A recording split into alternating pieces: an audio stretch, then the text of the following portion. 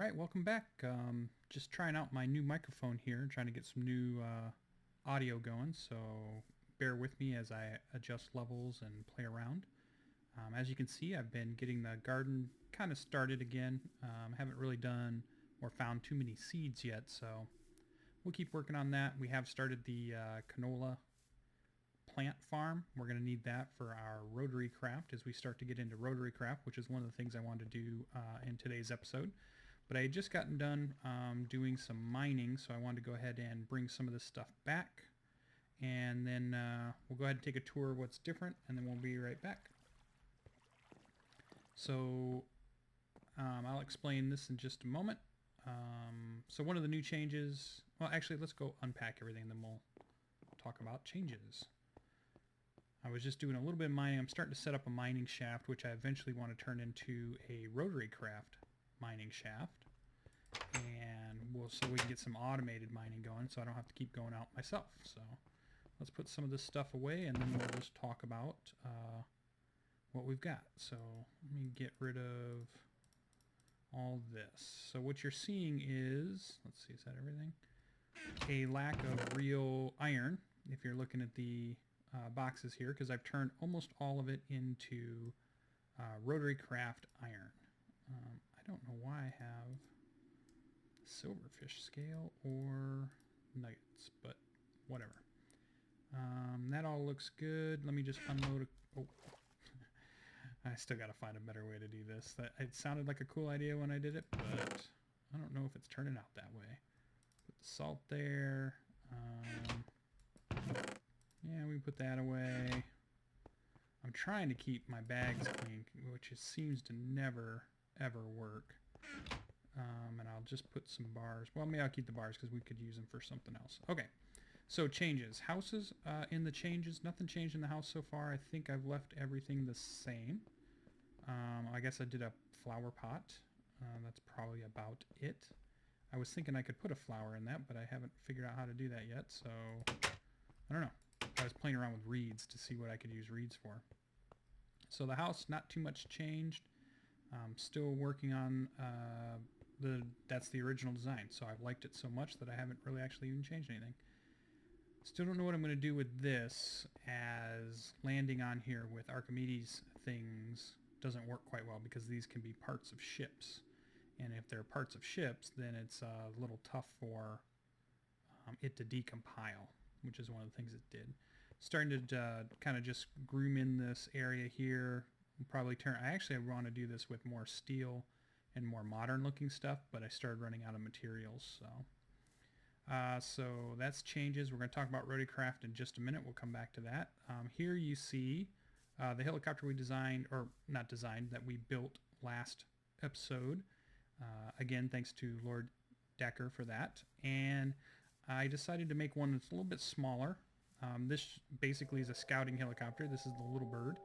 And it is mostly based on Lord Dakr's design, although I had to change it a little bit to get it to work with Archimedes better, as it's such a small design, and with the rotor blades and things all have to be connected in certain ways. You have to have a certain percentage, at least in the version of Archimedes ships that I'm using. I think I've read that the newer versions of Archimedes ships is going to take away that ratio, which would be really nice, that you can have just some air balloons, I guess, and not have to have, you know, a certain percentage, because right now I think it's like maybe a 30 or 40% of the ship has to be air balloons. So I've got a nice little scout helicopter here that I can roam around in. I took it around and I found a really good spot for where we're going to do a lot of our ocean boats and builds and ships and docks and those kinds of things. And then I have the bigger, what I think of as the longer range Sea King here, the Westland Sea King, that we can take off and go do some other stuff. So really cool. Up in the farms, we just expanded those a little bit, and then down the side here, I've started to put, I just got a big ladder that goes down to, if I can do this without falling off, I guess you can't quite see it, but goes all the way down, and then I have my mine shaft is started there and heading that way. And I'm playing around with a jump pool where I can just jump off and land in the pool for easy access getting down. I'll have to find an easy way to get back up. if I'm not using the cool Archimedes ships, but I just love them. You know, there's quirks to them, and they've got different things. I recommend if you're using Archimedes ships that you always have like a chest in any of them and offload your kind of important things into it, so that if you decompile and you die, which happens every now and then because it just puts you in the ground or it suffocates you or something, that you don't lose any of your really important items. So I always store them before I go ahead and take off and decompile. Just little things you start to learn as you use Archimedes ships. So pretty fun little thing. So Rotarycraft. So that's what we got to get back into. I mean, we kind of did it an episode ago, but we got hijacked by a map corruption, so we had to stall that for a second, and now we're back to taking a look at Rotarycraft. So the first thing I did is I went ahead and rebuilt my book. The book is a really nice addition of taking a look at the different things that you can do. It talks about really how it works and why it works. He really put a lot into the math and the physics of it, and thinking about how he designed the mod. Obviously probably an engineering centric kind of guy, or I guess girl, but I think it's a guy that wrote it. And then you just have, you know, lots of different things that you can use here when you're taking a look at it. So he talks about the materials, and he talks about how the load limits work, and flywheels and gears and all those kinds of things. And then you can kind of go back and you can look at the important notes as far as, you know, like lubricants and tools that you can create, and things can be enchanted. There's a lot to this. And then what engines can you do for power supplies? There's a whole bunch of these power supplies in here. I plan to use every single one of them because they just look cool, and we'll find different uses and ways to do them. And then lots of machines, and there's just so much here. So there's a lot. As you can see, 29 pages of goodness from the technical side of things. So I built that so that so that I could do that. The other thing I built, it's probably in one of my bags as I throw stuff around here.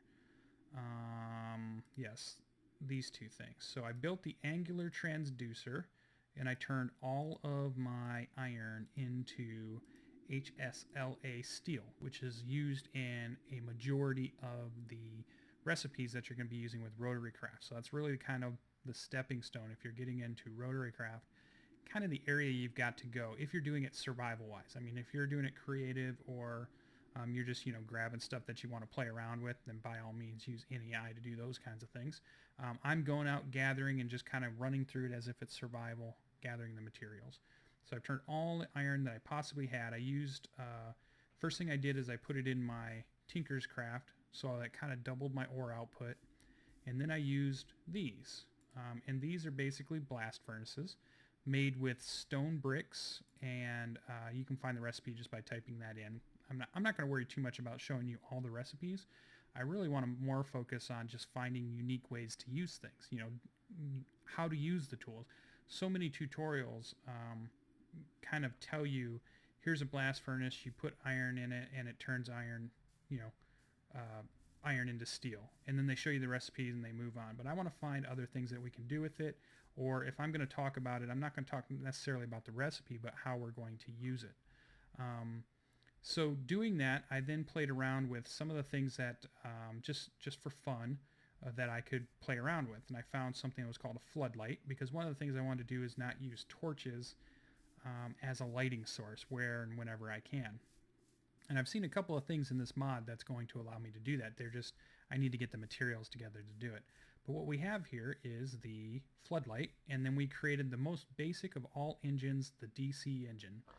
And again, you can look up those recipes if you want. So this is the most basic setup. A DC engine has you can use just a lever to go ahead and turn it on. These will be loud, and I don't know how loud they're going to be with my voice volume here. Hopefully they're not too loud. I don't know. I'll move away just in case.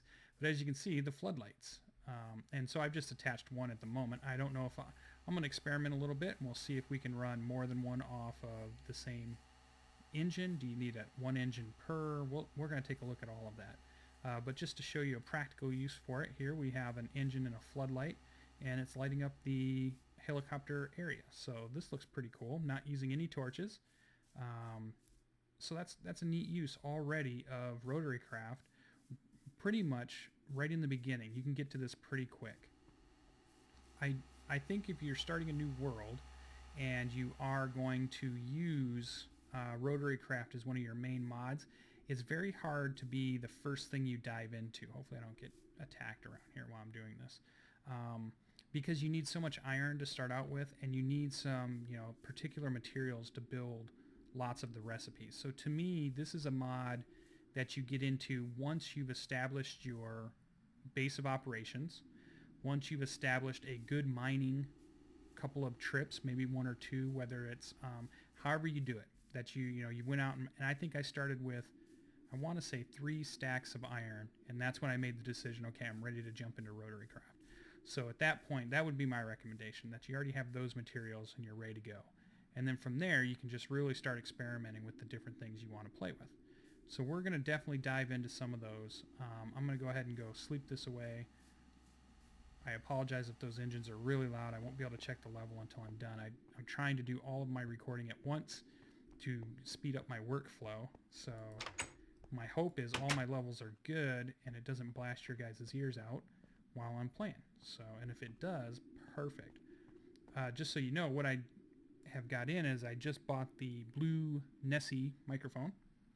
So I'm trying it out for the very first time, and I did just a couple of quick sound tests and it sounded good, so I thought, well, let's go ahead and just get a good start to the episode. So, all right, let me get a few more things prepared.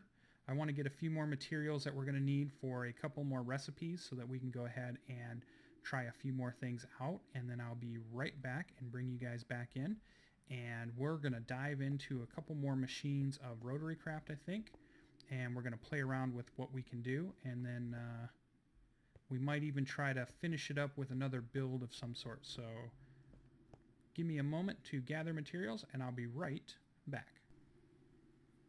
All right, so for starting out for Rotarycraft, you obviously are going to want to go ahead and build your book. That gives you everything. We just talked about that. And really you're going to turn your iron into the HSLA steel.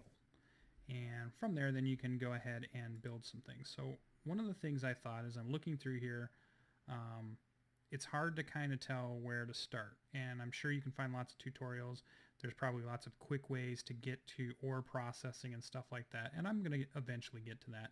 But I was looking around and we had utilities and tools and things like that. So I'm looking around and I thought what we would do is, that's defensive machines. I don't want that. Let's look at tool items. You could do jetpacks. I notice a lot of people like to do jetpacks, and that's so they can get around quick, but I've got Archimedes ships for that, so I don't really need a jetpack. But what I did see here was some spring boots. So spring boots give the wearer greater agility and mobility by increasing their effective jump height and sprinting speed. They also double as shock absorbers, dampening fall damage. So I thought, well, that seems like a pretty good thing to get into. So that could be something that we could go ahead and grab right now. And that would, I'm hoping, also upgrade our boots. So as you can see, I have iron boots down there. I don't think I've taken too much damage. So you can see on the bottom left-hand corner that I have about 192 in armor when I'm using just regular iron, just to give you kind of a, I guess that would be I don't know what I'm thinking of the word there, a baseline. We'll use that, baseline. And I have noticed that in the versions of Horizons I'm using, you can have your normal crafting table, and what I like better is the Tinker's Construct crafting table, because it holds your items in there, and then you can just leave them in there. So you can have a bunch of these around, and then with certain recipes kind of built into them, so you're just ready to use them again. So I would change all my crafting stations, and I like the idea that it looks like a table, so that's another reason I like it. So, all right, so I've got my iron. I've got, we want to make some spring boots, and I've got a crafting table, and oh, I've got this angular transducer. So I did make the angular transducer, and it's probably one of the first things you want to make also. So you want to, basically the first things you're trying to do are these blast furnaces. I should explain that a little bit.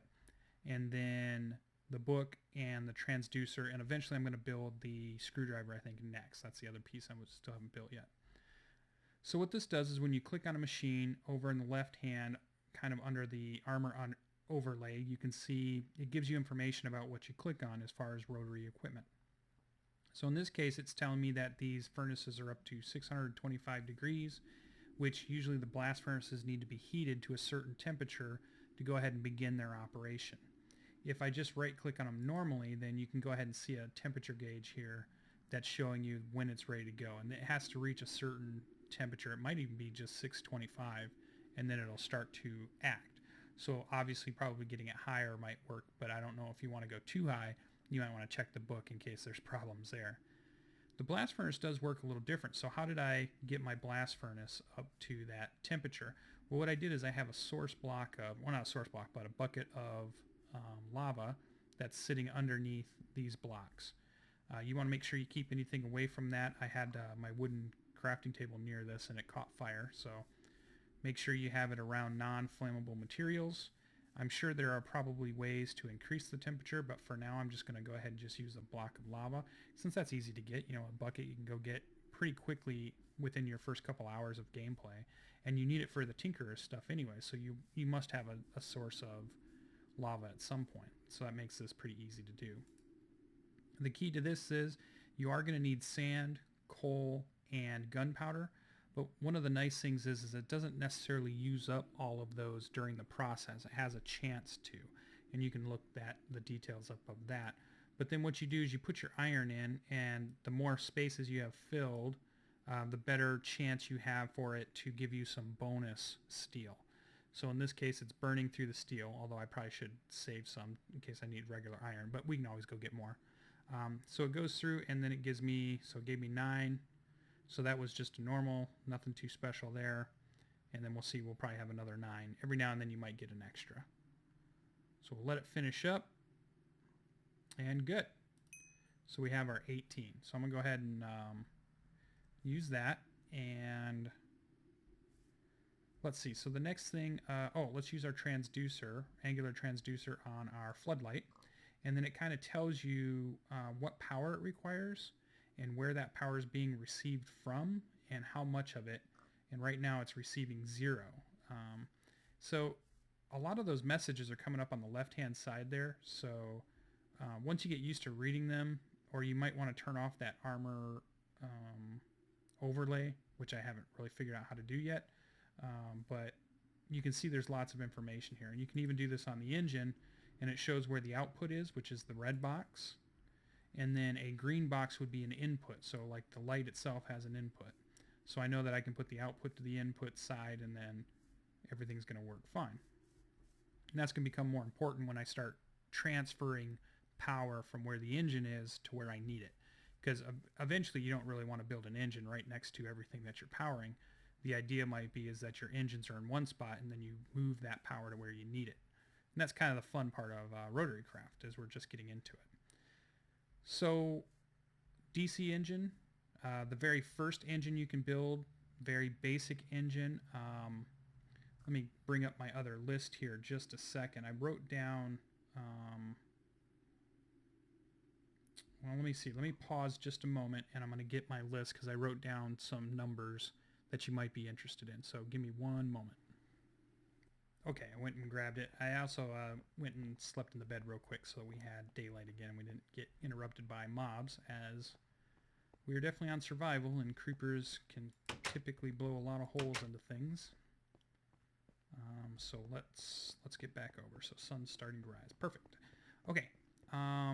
So I was looking at the different power sources, and if I bring the book up just a moment, and we look at the book and then the different power supplies, when you click on that button, then each one of these buttons is going to give you different information. So here I built that DC electric engine.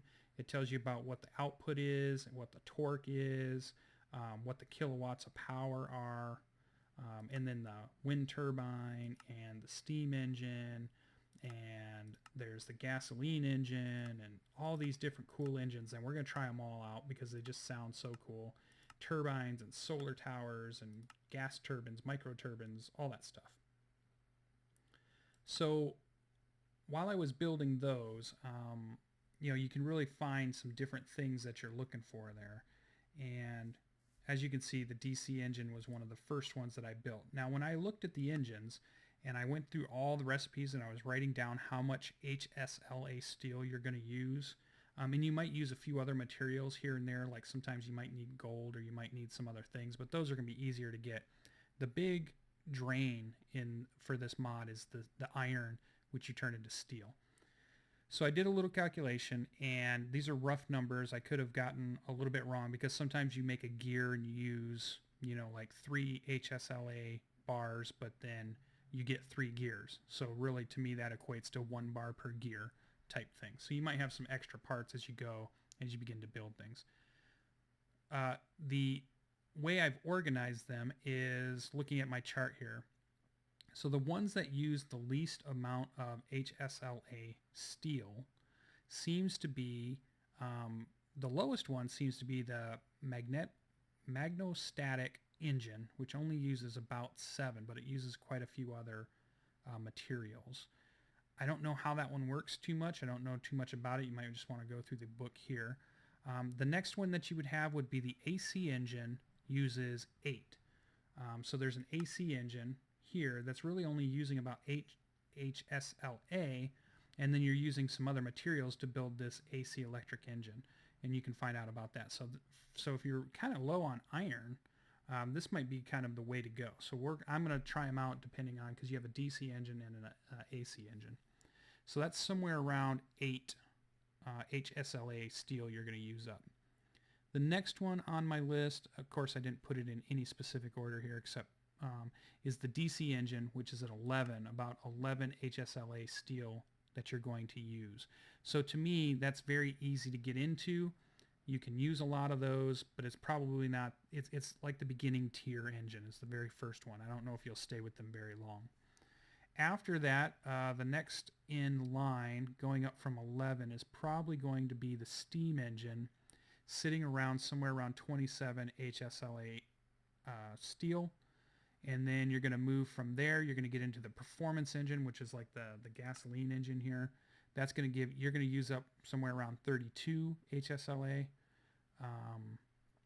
After that, you can do your wind turbine, which is going to use up, as you can see here, quite a bit of different steel. But I think you're going to use somewhere around 35 HSLA. If you want to use the hydrokinetic, you're going to use probably around 75 HSLA steel. And that's kind of how I'm gauging the tiers. I think the way the book explains it is the output is really about the tiers, and the machines that require that kind of output is the tier. But to me, it's how much iron am I going to have to throw into this to get this going. Just to give you an example, the highest one that I've seen is the gas turbine at 151 HSLA steel. So that's a pretty high one. And micro turbine's about 95. So I think I covered most of those. So that's how I did the DC electric engine. So you can make your choice. I would either start with DC electric or the AC. Would probably be the first engines I would start out with, and then I would probably ramp up from there. And it seems like a lot of the people, you know, if you go to different tutorials, lots of people like the performance engine too. So that's the gasoline engine. So we're going to try them all out. But back on to, as I ramble on, let's get back to our spring boots. So we're going to create the spring boots. And what I'm going to need is my steel, and I'm going to go ahead and create these. Apparently there's a bedrock version of these, but I don't have a bedrock breaker yet, so we're going to get to that. So let's figure out how to build these steel boots. So as you can see, there's quite a bit of crafting here. So we just need to make some basic stuff. So the easy right now are the base panels, and it looks like it's 3 HSLA, so we can start there. And we're going to get 3 of those right off the bat. So that's nice. So I have the 2 panels I'm going to need. I'll just keep those there. Let's take a look at what else we need. We're going to need springs and gears. So what do springs take? So a spring is just 4, and I only get 1. So as you can see, some of these recipes really require quite a bit of material. So I'm going to need 2 springs. Got my 2 springs. What else am I going to need? I'm going to need the gears. So it's gears and a shaft unit. A shaft unit is 3 of those, so I get 3 of them. So let me build that. Okay, not quite what I wanted, but there we go. 3 of those, but I really only need 2. So let me place those there. Oh, and I really only need 2 of these. So as you can see, you kind of have some extra parts here. Even though you need the steel to build them, you're going to use some of these in other stuff. So I've got that. What else do we need? So we were doing gears. Oh, we need gears, which is 5 of those to make 3. And I need 2 at least, and I might need some more. So let's go ahead and build those. I got 3 of them, but I need 2 to build this piece. Oh, right? Is that right? Oh, okay, I have it wrong. Put that there. Perfect. So I got the, okay, so the plates, the springs, the gears. Plates, springs, gears. I need the actual boots, which are only 4 in themselves. And let's take a look at these. So if I have 1, 2, and 1, 2, I get the steel boots. And if we put those on, you see that I have 192. Hopefully this makes it so that they're still usable. 287, so definitely an increase. So you could even use your HSLA steel to increase your and have a little bit better armor, as you can see there. So let's go back. We got the boots. Let's change those back out. What else do we need? Anything else? Got the boots. We need these gears, which is another 5 of those, or 2. So we need 2 of those. And we already have 1 extra, it looks like. But, oh, and I'm hitting R and it's rearranging my inventory. I hate that.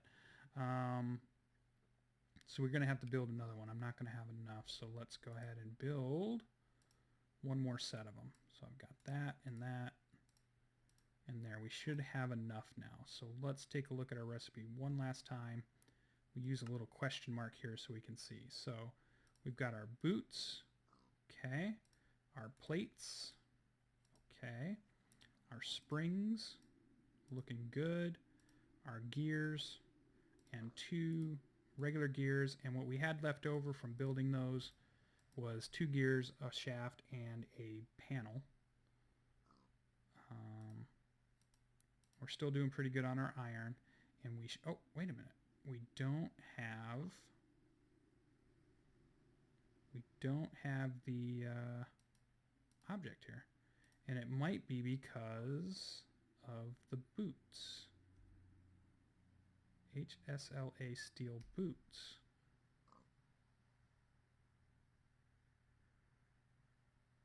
That's interesting. Oh, I've got to make them in a work table, I bet. That's right, there's a Rotarycraft work table. So let's take a look at this. Let me find Rotarycraft work table. Work. So in here is, yeah, the Rotarycraft work table. Okay, let me go gather just a couple of materials because I'm going to need that I probably don't have in my bag. And then I'll make this real quick and I'll be right back. So bear with me just a moment. I'm going to run back over the house and I'll be right back. All right, back again. We gathered our materials for the crafting table.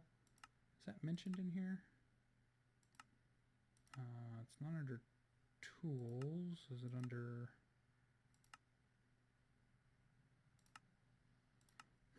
All right, well, we'll just build one. So here we have that. And, oh, we need shoot, we need to, okay. Pull all this out. And let's put in our crafting table. I believe our redstone. I believe we have 2 of these. 2 of those. And it might be that. I got those mixed up. Okay. There we go, work table. Hopefully this is what I need. So let's take a look at this. And now let's try that. So let's go back and say, so maybe steel boots still work, or maybe they don't. Winding springs.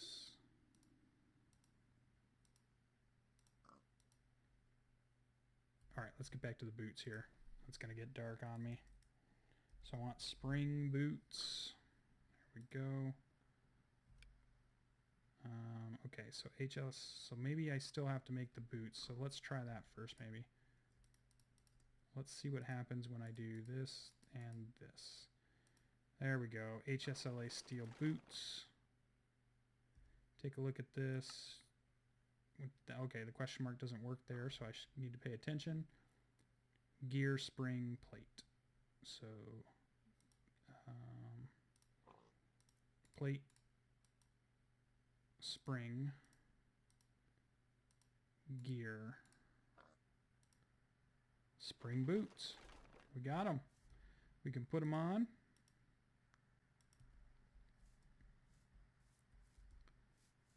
So I have no idea if I'm quicker or do I've got to wind them up. It's getting dark. Oh, they've got a crazy amount of durability over there, as you can see. I don't know if that should be the way it is or not. All right, well, we have our spring boots, and I'm supposed to take less fall damage, and I'm supposed to be able to jump higher and sprint faster. So, gonna bring our drawbridge back up. I don't know, that feels like the normal sprint. Let's test that. Do not blow anything up. Go. Oh, where'd he come from? Okay, so let's just do a quick test then. We'll run to the wall there, and I'll just silently count in my head as we go.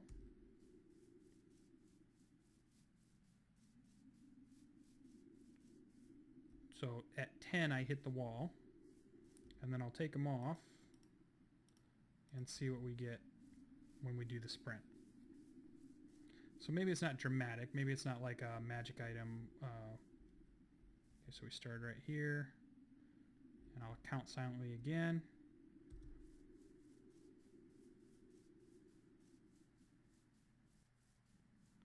I think that seemed about the same. So I'm gonna have to figure out, maybe you have to wind them up, or maybe you have to charge them, possibly. They act as shock absorbers. I have fallen off this cliff a couple of times and nearly died. Let's see what happens. Ooh. Oh my god, that was really dumb.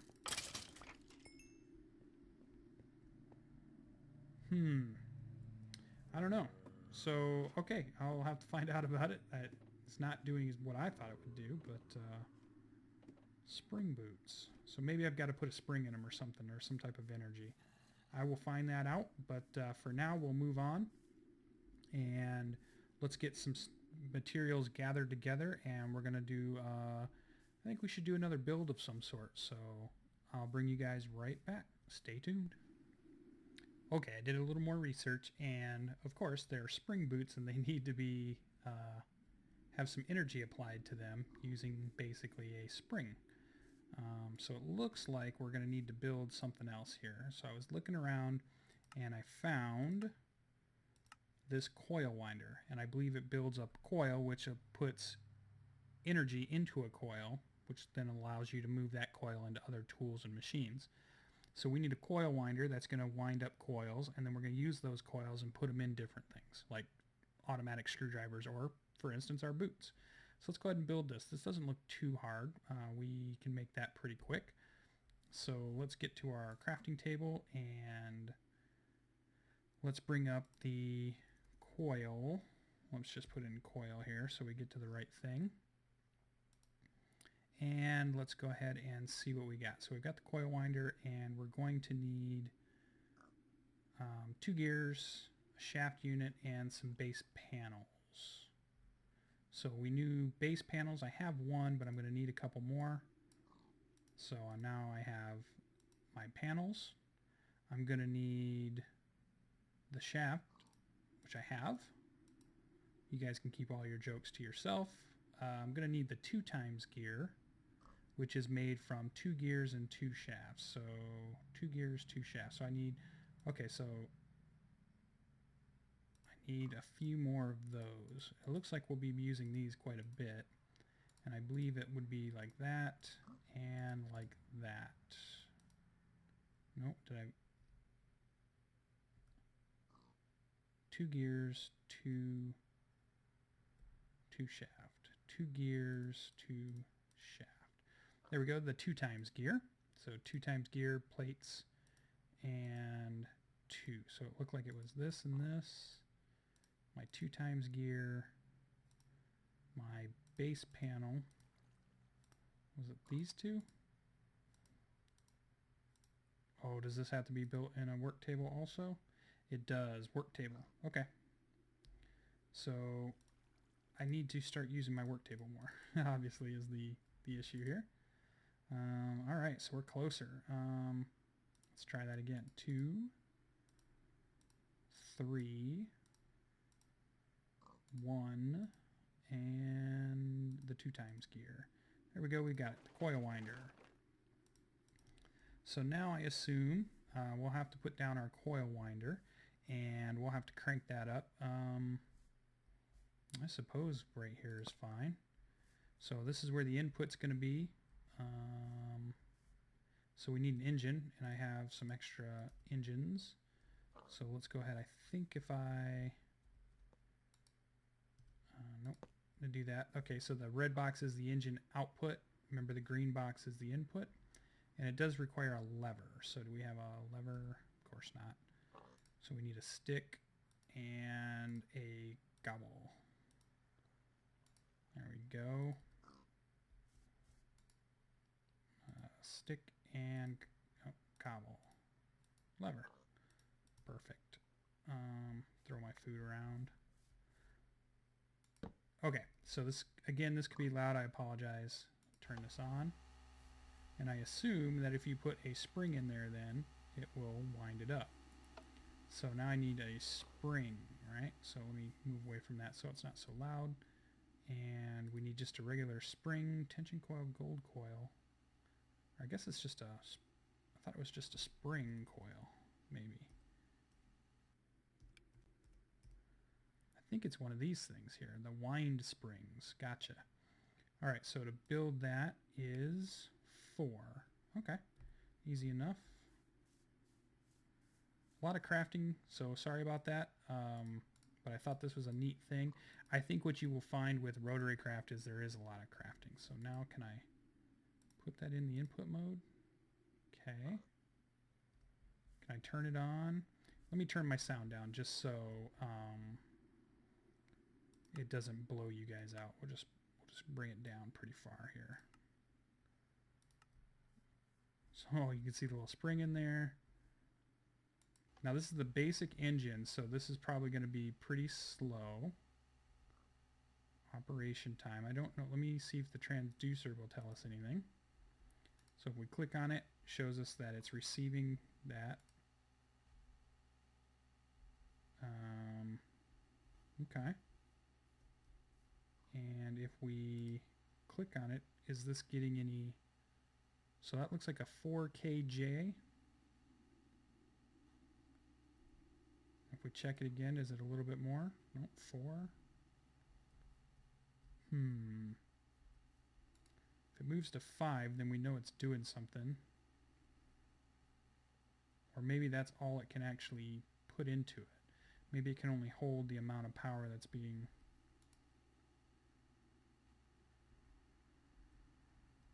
Interesting. Okay, well...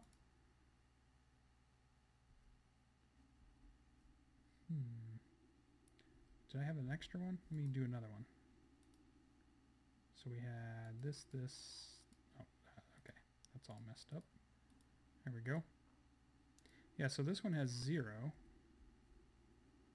And this one has 4. So it has some energy in it. So it just must be dependent on the amount of power that's being inputted. And there's probably some ratio there.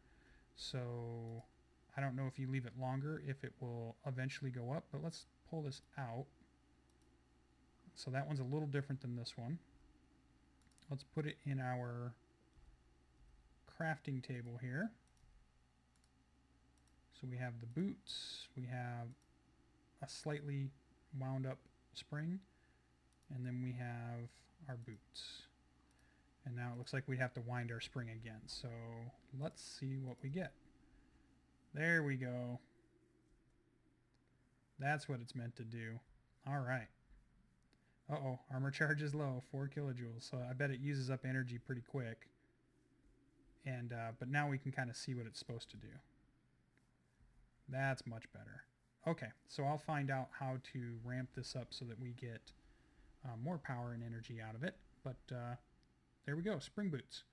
So maybe that's what I'll call an end to the episode there. We've got an update. We've got Little Bird has been built.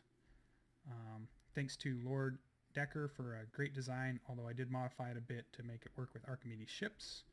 I guess to tell you what I did is I had to add on more air balloon areas. So I made the tail a little bit bigger. I left some of the air balloons in the inside to fill up the area instead of hollowing it out some. I put a little front end. He built it with a all glass front end, which looks good, but then I have to hide this wooden helm piece, which doesn't look good, so I modified the front end a little bit. But it's a great design, and it's all his, and I thank him. So now I have a scout helicopter. Floodlights. We talked about floodlights. We talked about blast furnaces. We talked about DC engines and some of the engines that you can use. Seems like we got a pretty good start. We got a good look at the house over there. Oh, you know what I didn't do is let's get a better view of the house, and we'll call it good, and then we'll do some more builds later. So I've got a little ladder there. So here I'm going to put my really good stuff in the chest so that if I die from decompiling, I don't lose these things. The rest of that's fine. Okay, so here we go. We're going to click on that. We're going to go ahead and raise up. Go ahead and get over past our other helicopter there. The Sea King, Westland Sea King. There we go. And now we can get a pretty good view of the home. Get a nice high aerial view. Let's come down just a tad. Oh, I'm going higher, sorry. Descend. There we go. I do get some crazy frame rate lag with this big mountain crag here, so I apologize for that. But there you go. You can kind of see the whole modern house as it has been built. I think certain angles of it looks really good, and then other angles it's just okay. But I like it. I mean, it's a different design. I felt it was really fun to build. It's my own design, which is nice. I end up using so many other people's designs. It was nice to do something on my own. I think it turned out pretty good, as you can see here. So eventually, as it's nighttime, oh, and I turned my floodlight off. I should have left that on. Oh, hit some leaves. Come back in for a landing. Make sure we don't hit anything here. All right. Oh, okay. Slow down, slow down. Turn her around. There we go. We're looking pretty good. Looking good. Let's bring her down. Try not to get too close with the rotors. Another little key is you can hit your equals key and it straightens you out, or it aligns you to the way you should be again. And then your shift to dismount took a little damage there, but no suffocation. So grab all my stuff and we are ready to jump out and end this episode. So next episode we'll do some more building. I'll try not to do too much crafting in every episode. So next one we'll do some more building, and then maybe we'll go back to doing some more crafting, and then building, and then crafting, and building, and then crafting. Oh Lord, that is not good. All right, I'm going to run and hide, and you guys have a great day. Catch you in the next episode.